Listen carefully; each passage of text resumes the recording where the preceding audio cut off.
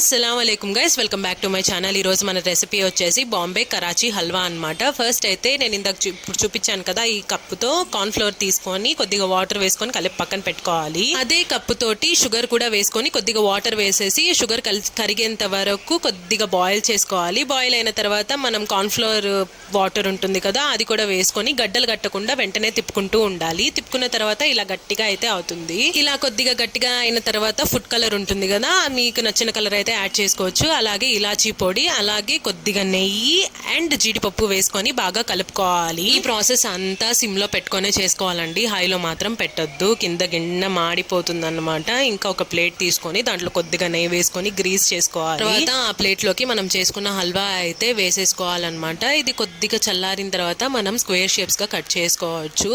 ఈ రెసిపీ అయితే మా చెల్లి చేసిందండి, తనైతే చాలా బాగా చేస్తుంది స్వీట్స్ అనేది. ఇంకా చెప్పాల్సిన అవసరం లేదు, యాజ్ యూజువల్ గా స్వీట్ అయితే చాలా అంటే చాలా బాగుంది. ఒకసారి ఇలా ట్రై చేయండి, నచ్చినట్లయితే లైక్ చేయండి. Bye, thank you.